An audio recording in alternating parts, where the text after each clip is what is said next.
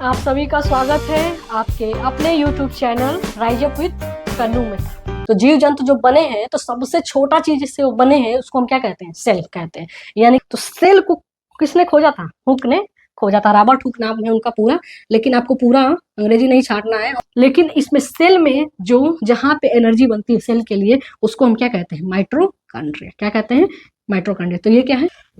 जय हिंद साथियों, आप सभी का स्वागत है आपके अपने YouTube channel rise up with Kannu में।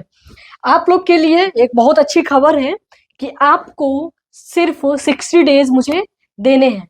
और अगर आप टीजीटी साइंस की तैयारी कर रहे हैं या साइंस सब्जेक्ट आपका कमजोर है तो इसको ये 60 डेज मेरे क्लास करने के बाद आप क्या हो जाएंगे? साइंस में बिल्कुल कंफर्टेबल हो जाएंगे। देखिए, इस साल 2025 में क्या है कि साइंस का टीजीटी का बहुत सारी वैकेंसी आने वाली है। आपको पता है कि बिहार में भी आने वाली है अपना बीपीएससी टीआरई 4.0।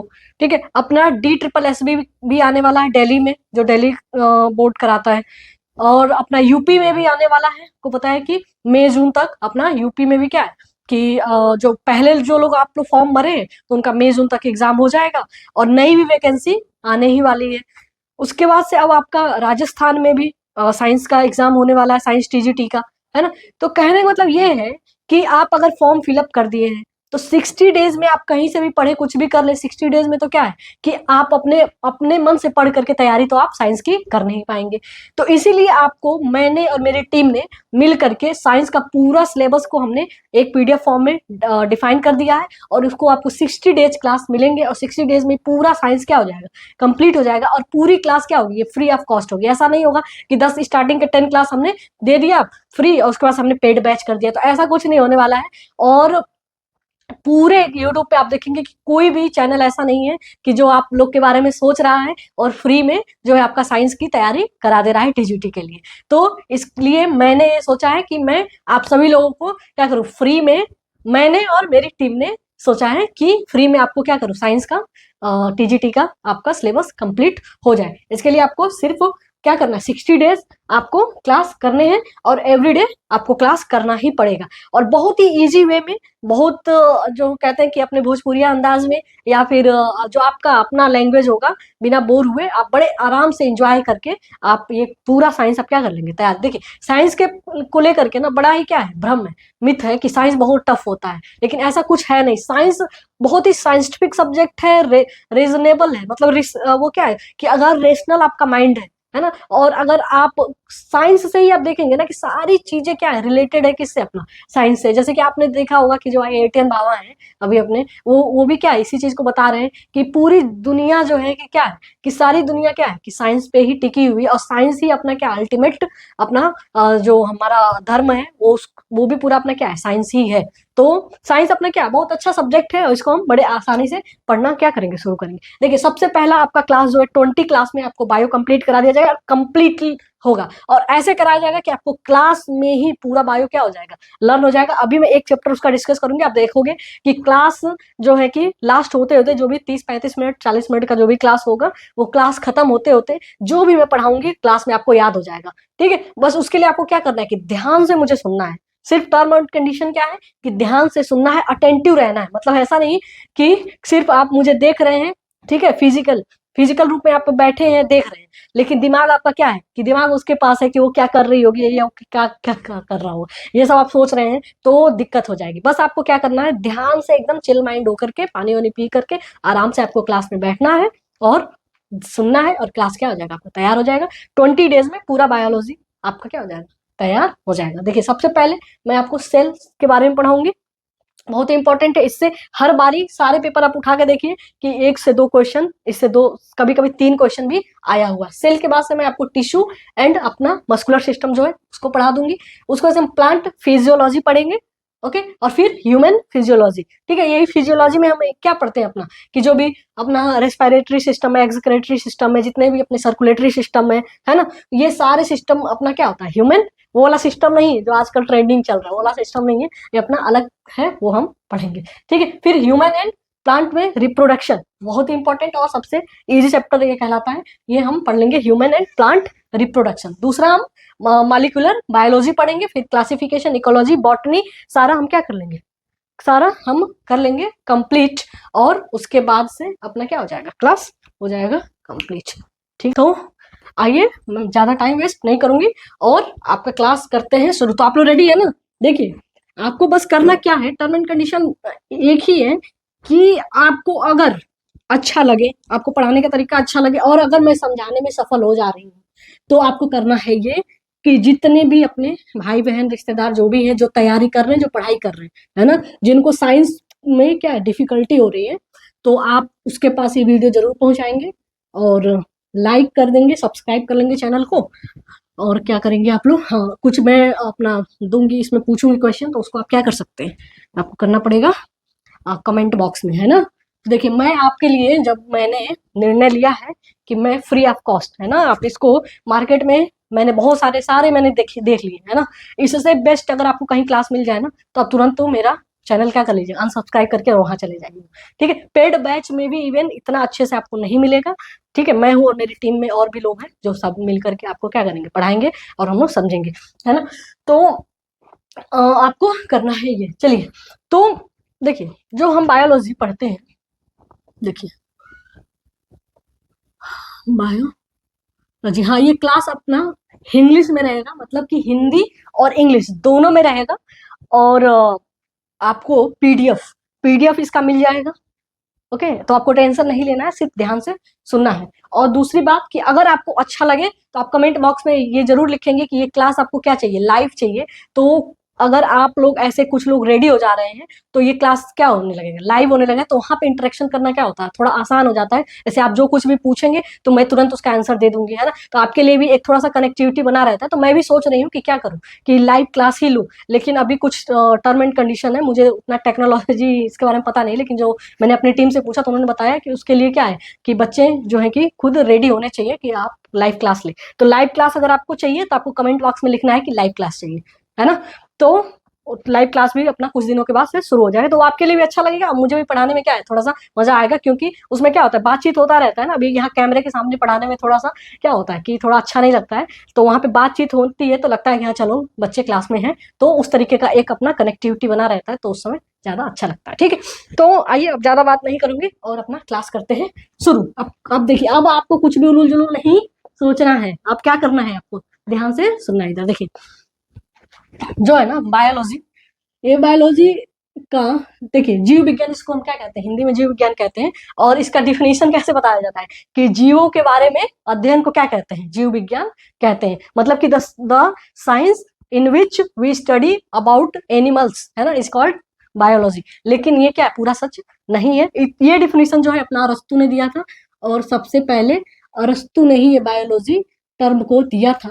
और बायोलॉजी के जो फादर ऑफ बायोलॉजी हम किसको कहते हैं, अरस्तु को कहते हैं। लेकिन बाद में आया कि नहीं, जीवन में केवल क्या है कि एनिमल्स ही नहीं है ना। मतलब जीवन हम लोग भी क्या है, एनिमल्स ही है ना, हम लोग भी एक तरीके का एनिमल्स है।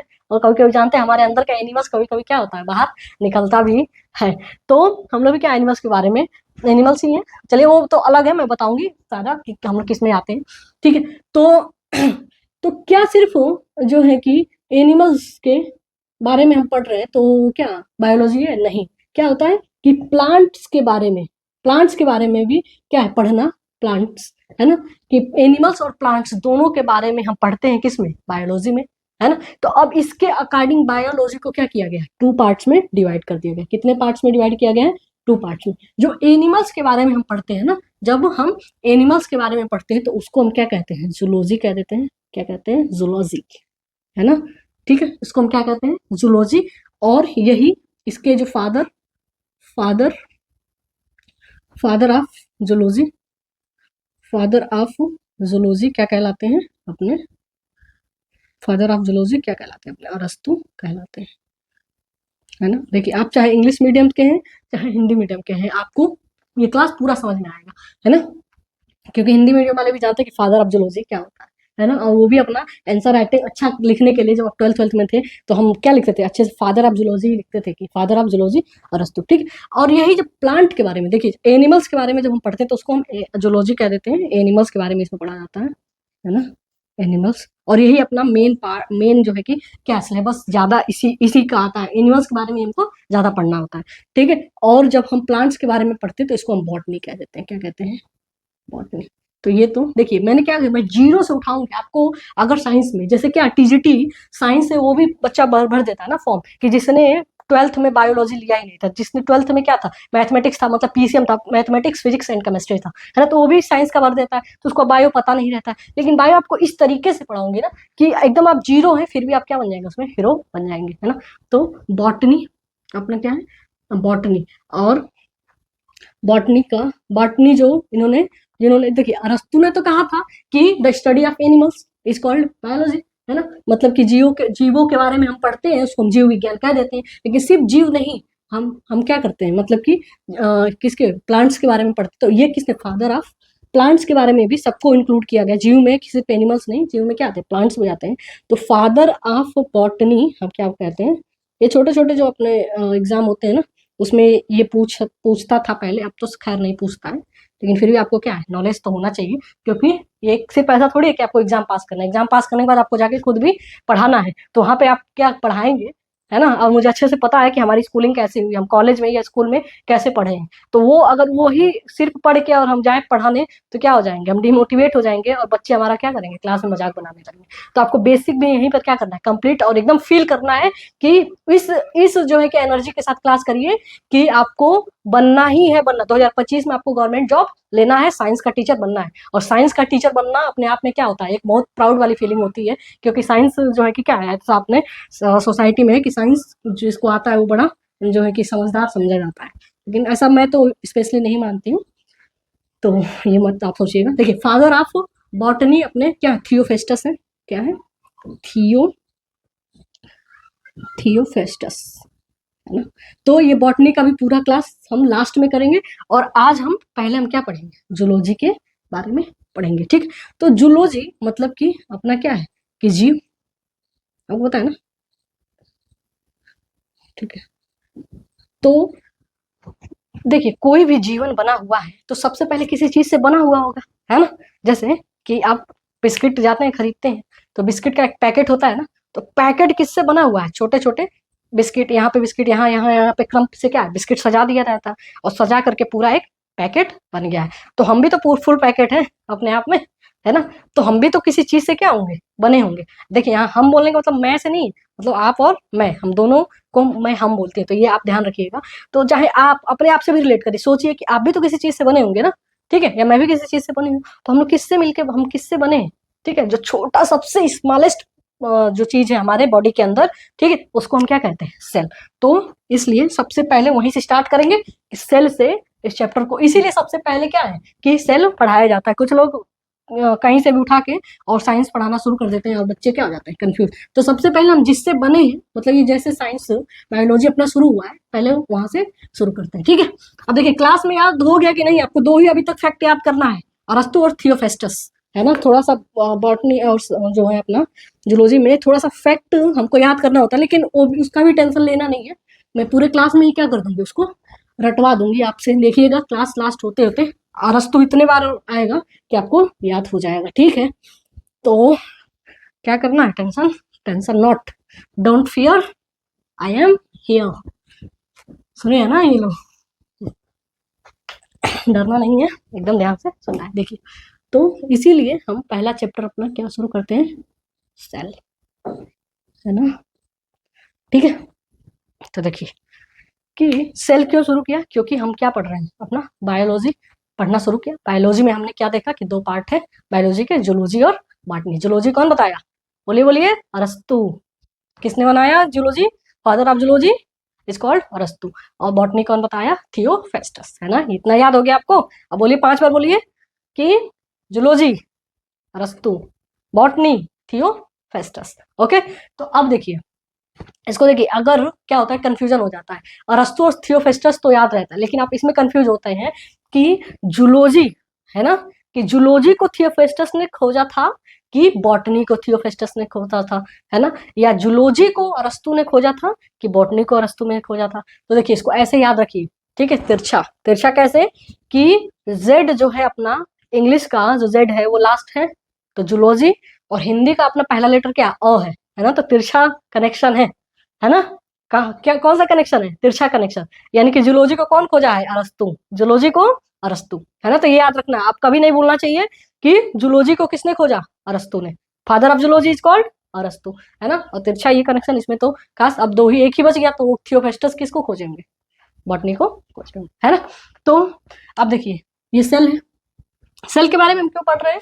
कि जो अपना जूलॉजी है, जीव जंतु के बारे में हम पढ़ने वाले हैं। तो जीव जंतु जो बने हैं, तो सबसे छोटा चीज जिससे वो बने हैं उसको हम क्या कहते हैं? सेल कहते हैं। यानी कि इसी को इंग्लिश में हमको रटवाया जाता है कि functional and structural unit of living things is called cell, है ना। यानी कि सेल का डिफिनेशन आपको क्या बताया जाएगा कि फंक्शनल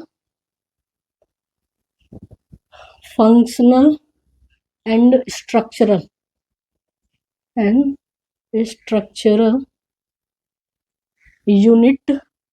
यूनिट ऑफ लाइफ, है ना। मतलब ये जो लाइफ होती है ना, तो लाइफ का जो यूनिट है, सबसे छोटा यूनिट क्या है? सेल। यानी कि सेल अपने आप में क्या है कि सबसे छोटी ऐसी चीज है जो क्या है कि जिससे हमारा लाइफ बना हुआ है। हमारा किसी भी एनिमल्स और प्लांट, सबका लाइफ किससे बना है? सबसे छोटी चीज क्या है कि सेल है। यानी कि सेल के बाद अगर हम किसी छोटी चीज पे जाएंगे तो वो लिविंग बीइंग नहीं होगी, ठीक है। क्योंकि इसमें से कुछ बच्चे ऐसे होंगे जो पढ़े होंगे पहले से ही, तो कहेंगे कि अच्छा ऐसा तो है नहीं, सेल के भी ऑर्गेनल्स होते हैं, सेल के भी पार्ट्स होते हैं, उसमें भी न्यूक्लियस होता है, उसमें भी माइट्रोप्लाज्मा होता है, माइट्रोकॉन्ड्रिया होता है, वैक्यूल्स होता है, ये ना सारी चीजें होती है। लेकिन वो क्या है कि उसको उसको आई एम सॉरी, उसको अकेले छोड़ दिए ना, वैक्यूल को अकेले आप निकाल के छोड़ दीजिए ना, तो जिंदा नहीं रहेगा, है ना। तो सबसे छोटी चीज जो जिंदा है, जिससे मिल करके क्या है बनती है चीजें, है ना, उसको हम क्या कहते हैं? सेल कहते हैं।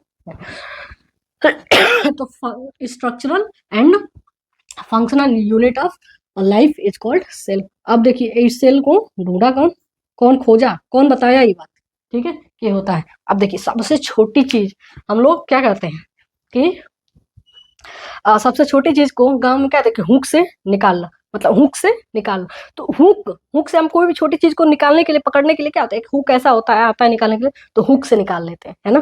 तो सेल को किसने खोजा था? हुक ने खोजा था। रॉबर्ट हुक नाम है उनका पूरा। लेकिन आपको पूरा अंग्रेजी नहीं छाटना है और रिटन एग्जाम तो देना नहीं है। आपको क्या याद रखना चाहिए? सिर्फ पहला आपको मतलब ये याद रखना चाहिए कि रॉबर्ट हुक, बस ये आप हुक याद रखिए कि हुक ने क्या किया था कि सेल की खोज की थी। और वो भी किसमें? कॉर्क, ठीक है, कॉर्क में किया था। कॉर्क क्या होता है? कॉर्क जैसे आपने वीडियो वगैरह में देखा, जो सैम्पिन होता है या जो बड़े अपने ब्रांड वाले जो आते हैं, क्या बियर और जो भी होता है, तो उसमें ऊपर जो नहीं वो प्लग होता है जिससे वो बॉटल जो है बंद रहता है ना, तो उसको हम क्या कहते हैं? कॉर्क कहते हैं। तो कॉर्क में रॉबर्ट हुक ने सेल का खोज किया था। और लेकिन ये सेल क्या था? नॉन लिविंग था। क्या था? नॉन लिविंग, है ना, ठीक है। तो रॉबर्ट हुक ने सेल की खोज की थी। ये क्वेश्चन भी कई बार आया हुआ है, तो आपको कभी नहीं भूलना चाहिए कि रॉबर्ट हुक ने क्या किया था? सेल का खोज किया था, ठीक। अब देखिए अब क्या हुआ कि इन्होंने खोज तो कर दिया, लेकिन बारिश हो रही थी, ठीक, बारिश हो रही थी। तो वहां पे एक जो है अपने हॉक साहब थे, है ना, हॉक, है ना, हॉक साहब थे, बारिश का आनंद ले रहे थे। तो उन्होंने देखा कि पानी में क्या है, कुछ कुछ कुछ कुछ चल रहा है ना, पानी में क्या चल रहा है? कुछ चल रहा है। तो उन्होंने उसका फिर स्टडी किया और ये क्या कर दिया, इन्होंने खोज किया लिविंग सेल का, है ना। और उन्होंने उसका नाम क्या दे दिया कि ये सेल है और ये क्या है? लिविंग सेल है। तो लिविंग सेल को ये किसने खोजा था? हॉक ने खोजा था। तो हुक हुक ने नॉन लिविंग सेल का किया था सबसे पहले, जो है कि इसका खोज किया था किसने? हुक ने। और जिंदा सेल का किसने? जिंदा सेल के कौन ढूंढा था? ठीक है, तो अपना हॉक साहब जो थे उन्होंने किया था, ठीक। अब देखिए ये लोग क्यों खोज करते हैं ये फालतू चीजों में? आप देखेंगे कि ज्यादातर जो है कि जो साइंटिफिक खोज डिस्कवरी हुआ है वो क्या है कि फॉरेनर ही किए हैं। तो ऐसा क्यों होता है? थोड़ा सा विचार करिएगा, अपना मत दीजिएगा, मेरा भी इस पे मत है कि देखिए क्या होता है ना कि वो ये फालतू चीजों में लगे नहीं होते हैं ये लोग, है ना। ये नहीं देखते हैं कि अरे वो देखो यार वो तो वही काम कर रहा है। कोई अच्छा भी काम हो, अगर हमारे यहाँ सोसाइटी में क्या है, कोई अच्छा भी काम कर रहा है ना, तो उसको पकड़ पैर खींच करके और नीचे उतारने वाले हैं। तो हम लोग का दिमाग किस में रहता है, तिगड़मबाजी में रहता है कि उसको पकड़ करके क्या करें, किसके साथ क्या ऐसा करें कि वो क्या हो जाए, नीचे गिर जाए। लेकिन वो लोग यहाँ पे जो डेवलप्ड कंट्री है तो उस पे ये सारे माइंडसेट नहीं होता है, और वहाँ के लोग क्या करते हैं, इसीलिए बहुत सारी डिस्कवरी करते हैं। नहीं तो सोचिए कि हम लोग क्या थे, सोने की चिड़िया थे, और जब हम लोग सोने की चिड़िया थे, हम लोग के यहाँ डेमोक्रेसी थी, जब मैं आपको हिस्ट्री पढ़ाऊंगी तो बताऊंगी, हम लोग के यहाँ जब डेमोक्रेसी थी तो यूरोप जो आज अपने आप को इतना सिविलाइज बोलता है, वो वहां पे क्या था कि वहां पे एकदम बहुत ही खराब नीतियां, लोग जो है पादरी और ये सब धर्म और फालतू चीजों के चक्कर में पड़े थे। लेकिन बाद में पता नहीं कैसे क्या क्या हुआ, वो मैं बता दूंगी आप लोग को। उसके बाद से हम लोग की पर्सनालिटी ऐसे डेवलप हुई, हम लोग आलसी हो गए, दूसरों को देख के जलने की भावना, और धर्म धर्म मतलब धर्म होना अच्छी बात है, धार्मिक होना, लेकिन हम धर्मांध हो गए, बहुत सारी ऐसी चीजें हो गई। इसके बाद से क्या हो गया, हमारे इधर साइंटिफिक खोज रिसर्च जो है कि क्या हो गया, रुक गया। अब जो है कि थोड़ा बहुत अपना इंडिया प्रोग्रेस कर रहा है, उस पर भी बात किया जाएगा। लेकिन अभी अपना क्या है कि पॉइंट ये है कि आज देखोगे कि जितनी भी डिस्कवरी किए हुए, जितनी भी चीजें आप देखोगे कि 100% अपना मतलब 199% अपना क्या है, यूरोपियन और डेवलप कंट्रीज है। अपना इंडिया का कहीं कहीं कभी कभी पे सतीश चंद्र बोस अपना एक दो नाम आ जाएगा, नहीं तो पूरा आपको देखेंगे कि यूरोपियन कंट्रीज या डेवलप कंट्री के ही साइंटिस्ट के नाम होंगे, है ना। तो ये थोड़ा सा दुख होता है पढ़ने पढ़ने के समय, लेकिन अब क्या करें, इन्होंने अभी हम लोग को क्या है, इन लोग को सल्यूट करना पड़ेगा, इन्होंने खोज तो कर दिया। तो देखिए आज हमने क्लास में क्या जाना है, हमने यही जाना कि अब हम क्या पढ़ेंगे, बायोलॉजी पढ़ेंगे। बायोलॉजी जब हमने पढ़ाना शुरू किया तो हमने देखा कि एक अरस्तु जी थे, उन्होंने कहा कि जीवों के अध्ययन को हम क्या कह देते हैं, कि जीवो जंतुओं के अध्ययन को हम क्या कह देते हैं, बायोलॉजी कह देते हैं। लेकिन फिर बाद में एक अपने साइंटिस्ट आए थियोफेस्टस, उन्होंने कहा कि नहीं, उसमें सिर्फ एनिमल्स की स्टडी को नहीं, हम एनिमल्स जैसा है ना वैसा ही प्लांट है, ठीक है, तो प्लांट की स्टडी भी अपना बायोलॉजी में होगी। तो अब क्या हो गया कि अब बायोलॉजी को ही दो पार्ट में डिवाइड किया गया। एक तो अपना क्या है कि जीवों का अध्ययन, जिसको जूलॉजी कह दिया, और एक अपना क्या है, पादपों का अध्ययन, जिसको हम क्या बोलेंगे, बॉटनी कह देंगे, है ना। तो हमने देखा कि थियोफेस्टस ने क्या किया, बॉटनी की खोज कर दी, मतलब फादर ऑफ उनको कहा जाता है, father of botany is Theophrastus and father of zoology is अरस्तु, है ना। तो उसमें अब आज हमने जो अपना टॉपिक लिया है, हम जूलॉजी पढ़ेंगे पूरे लगभग 10-15 दिन, तो हम अभी जूलॉजी ही पढ़ेंगे, उसके बाद बॉटनी पर आएंगे। तो जूलॉजी में हमने देखा कि जूलॉजी यानी कि जीव, तो जीव किससे मिलके बना है, सेल से मिलकर बना है। तो सबसे यूनिट जो फंक्शनल और स्ट्रक्चरल यूनिट ऑफ लाइफ क्या है, अपना सेल है। तो सेल के बारे में पढ़ेंगे। तो पहले तो ये जानना होगा ना कि सेल कौन लाया, कौन खोजा। लाया तो भगवान थे, है ना, लेकिन क्या है, भगवान या जो भी आप कहें परम शक्ति वो थे, लेकिन इसको और ऐसे खोजा कौन, यहाँ पे कौन खोजा। तो हमने देखा कि हुक जो रॉबर्ट हुक थे, उन्होंने सेल का खोजा, लेकिन वो जिंदा नहीं था, कॉर्क में खोजा और मरा हुआ था। फिर हमने देखा कि जो हॉक थे उन्होंने लिविंग सेल की खोज की। इतना हमने देख लिया ना। अब हम देखेंगे इस सेल के जो ऑर्गेनल्स है। इतना समझ में आ गया आप लोग को। जल्दी जल्दी लिखिए लाइन की, सेल की खोज किसने की। कमेंट बॉक्स में देखिए, अटेंटिव होकर क्लास करना चाहिए, और सबको ये क्लास याद आ जाएगा अगर आप चाहेंगे तो करना है ये कि अब आपको लिखना है। जल्दी लिखिए structural and functional unit is called, क्या बोलते हैं उसको, लिखिए जल्दी। देखिए जितने लोग कमेंट करेंगे नेक्स्ट क्लास में उन लोग का नाम लेकर के बताया जाएगा कि इन्होंने आंसर दिया है। तो आप चाहते हैं कि सब लोग जाने कि आप पढ़ रहे हैं, क्या क्या कर रहे हैं, तो उसमें लिखिए, है ना। ठीक है, अब देखिए, तो आज हम क्या पढ़ेंगे, सेल। तो पहले हम सेल का क्या स्ट्रक्चर ऑफ सेल पढ़ लेते हैं। स्ट्रक्चर ऑफ सेल देखिए, अच्छा कुछ ऐसे स्ट्रक्चर ऑफ सेल। अब देखिए सेल जो होता है ना अपना, ऐसे सेल गोल सा होता है, सेल अपना सर्कुलर शेप का, और सेल ये जो वॉल है ना, ठीक है, इसको हम सेल मेम्ब्रेन कहते हैं। क्या कहते हैं, सेल मेम्ब्रेन कहते हैं, है ना। बड़ा कंफ्यूजन होता है कि सेल मेम्ब्रेन और सेल वॉल में, है ना, क्योंकि देखिए ये भी सेल है, और ये अगर प्लांट सेल है तो प्लांट सेल में एक और लेयर होता है ना। प्लांट सेल में दो चीज होता है।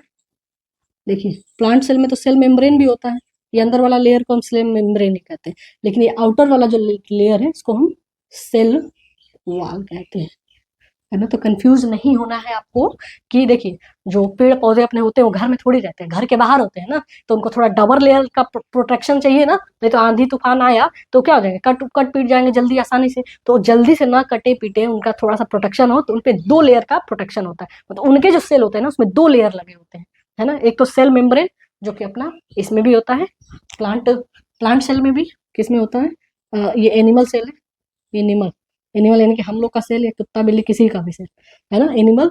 और ये क्या अपना प्लांट सेल है। दोनों को हम एक ही साथ देख लेंगे, लेकिन दोनों में अंतर थोड़ा बहुत होता है, ज्यादा नहीं होता है। देखिए जो प्लांट सेल है उसमें सेल वॉल भी लगा होता है और सेल मेम्ब्रेन भी होता है, लेकिन जो एनिमल सेल है उसमें सिर्फ सेल मेम्ब्रेन होता है, ठीक है। तो पहले इस पे ज्यादा फोकस करेंगे, सेल मेम्ब्रेन हो गया, ओके। और इसमें एक क्या होता है, माइट्रोकॉन्ड्रिया होता है। क्या होता है, माइट्रोकॉन्ड्रिया,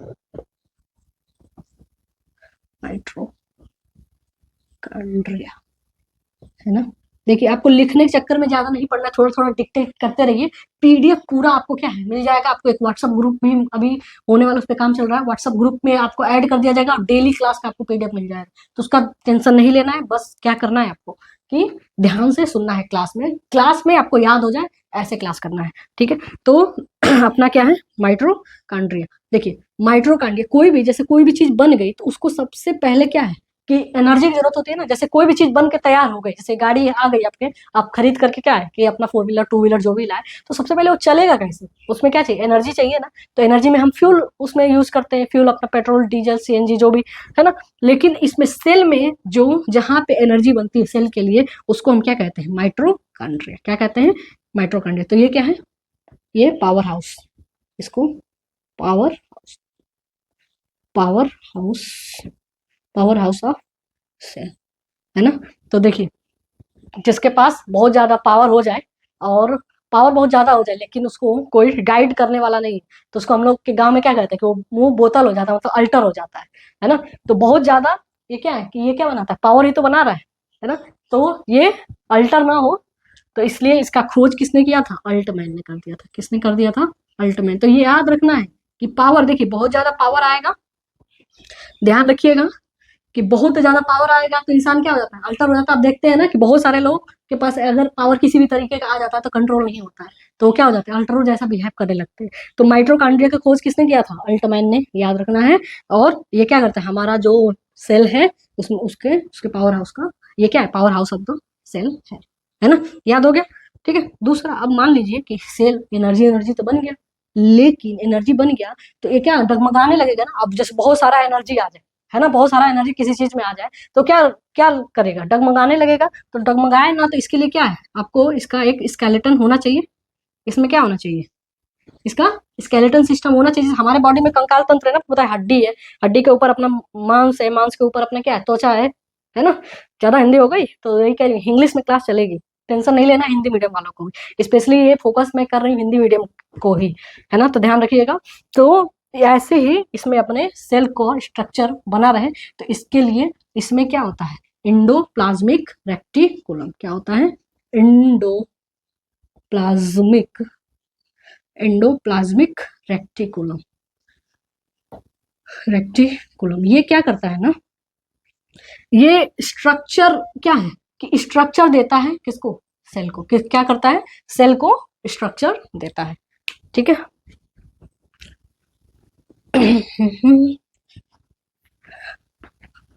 ये क्या करता है, सेल को स्ट्रक्चर देता है। जैसे इंडोप्लाज्मिक रेक्टिकुलम को हम ईआर लिख के काम चलाते हैं ना, ईया ईया नहीं, हम लोग क्या, जो पिताजी की मम्मी होती हैं जिसको आप लोग दादी कहते हैं, हम लोग क्या ईया बोलते हैं। तो ईया क्या करती हैं, आपको पता है ना कि ईया पूरे घर का नक्शा एकदम सही से करती है ना, सही से रखती है ना, वो एकदम मार पीट के सबको सीधा रखती है कि किसी को इधर उधर डोलने नहीं देती है। तो वैसे ही काम यहाँ पे ईआर करता है ना। तो ईआर क्या है, क्या करता है अपना, इसको हम क्या कहते हैं कि skeleton skeleton skeleton of cell, मतलब हिंदी में इसको कंकाल तंत्र कहते हैं। किसका, कंकाल तंत्र कंकाल तंत्र कहते हैं सेल का, मतलब सेल का कंकाल तंत्र कहते हैं इसको। किसको, इंडोप्लाज्मिक रेक्टिकुलम। अब देखिए जो हमारी ईया होती हैं उनके पास 2 तरीके का होता है, वो 2 काम करती हैं, याद रखिएगा। जो अक्सर क्या होता है, जो छोटी बहू होती है, हाँ छोटी बहुओं को अक्सर ज्यादा जो है दादी माँ जो यहाँ होती हैं ज्यादा मानती हैं। तो ये इसमें भी दो तरीके का होता है। एक, इनका बिहेवियर दो तरीके का होता है। एक पे कुछ कुछ ऐसा दरदरा सा कुछ रेड कलर का, वैसे ये रेड कलर का होता है, ठीक है, लगा रहता है। तो इसको हम क्या कहते हैं, रफ रफ यार, मतलब कि रफ। अच्छा, ये दिख नहीं रहा होगा आप लोग को, एक मिनट यहाँ लिखते हैं। इसको कहते हैं रफ यार। यह का व्यवहार दो तरीके का होता है कि नहीं, घर में मम्मी से पूछिएगा आप लोग। और इसको क्या कहते हैं, स्मूथ, इस वाले पार्ट को स्मूथ ईयर, है ना। ये जो रेड रेड लगा रहता है ना, इसी को हम क्या कहते हैं, राइबोसोम्स कहते हैं। क्या कहते हैं, राइबोसोम। क्या कहते हैं, राइबोसोम कहते हैं। और ये क्या, राइबोसोम जो है ये क्या करता है, प्रोटीन की सिंथेसिस करता है, सिंथेसिस ऑफ प्रोटीन, सिंथेसिस, है ना। माल मलाई इसको कहता है ना। या क्या करती है, सबको माल मलाई नहीं देती, जिसको प्रेम करती है उसी को देती है। तो ईया जो है, ईआर पे ही क्या होता है, अपना राइबोसोम लगा हुआ है, और वो क्या करता है कि वो अपना फोटोसिंथेसिस, ये क्या करता है, फोटोसिंथेसिस कह रही हूँ कि सिंथेसिस ऑफ प्रोटीन करता है। क्या करता है, सिंथेसिस ऑफ प्रोटीन, है ना, सिंथेसिस ऑफ प्रोटीन। प्रोटीन का सिंथेसिस, प्रोटीन का पाचन ये राइबोसोम ही करता है। रेड कलर का होता है। ये भी टू टाइप्स का होता है ना। ऐसे अब देखिएगा कि जो ईया होती हैं, एक तो जो बड़ी मम्मी होती हैं उनको कम प्रेम करते हैं। छोटी मम्मी मतलब जो छोटी बहू होती है उसको ज्यादा प्रेम करती है। तो जो जिसको प्रेम करे, मतलब कुछ रेड रेड दे, मतलब अपना जो भी पैसा वैसा है, तो क्या हो गया, रफ यार। और जहाँ जिससे मतलब ना रखे, स्मूथ यार हो गया, है ना। उसके बाद से जो अपना है, जो छोटी की बहू का जो बेटवा होता है, बेटिया बेटी से तो पता नहीं क्या प्रॉब्लम होती है, बेटों को ज्यादा प्रेम मिलता है।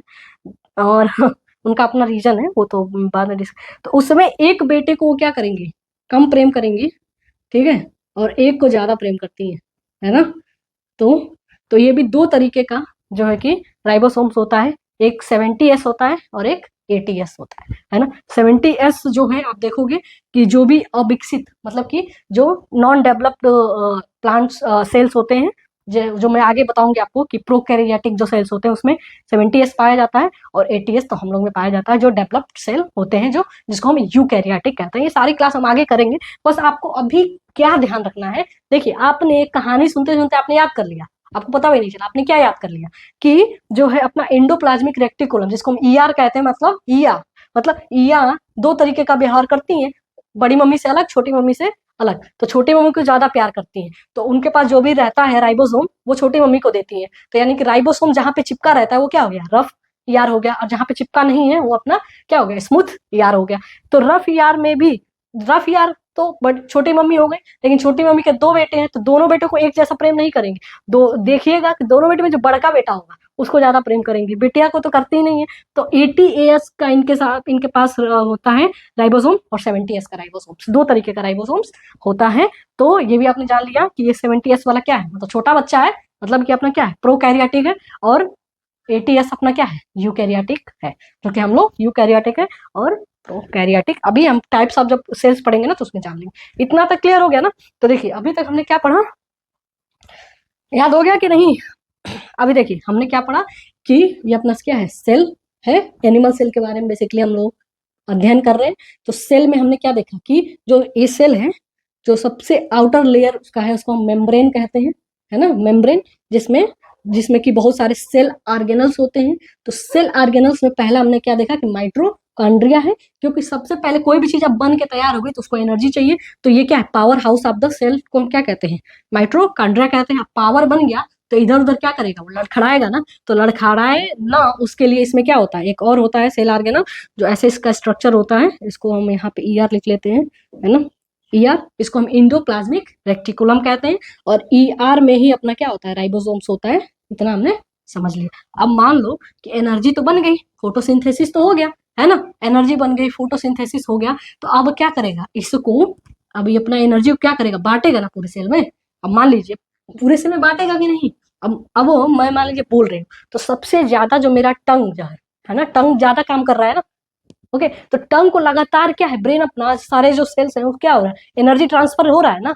नहीं तो कुछ देर बाद क्या होता कि अगर अगर एनर्जी नहीं ट्रांसफर होता तो मैं बोल पाती, मैं टंग को ऊपर नीचे नहीं कर पाती जल्दी। तो एनर्जी का क्या हो रहा है, लगातार ट्रांसफर हो रहा है। तो एनर्जी बन गई, उसको बचा लिया गया, सीधा खड़ा कर लिया गया, प्रोटीन वोटीन को पचा लिया गया।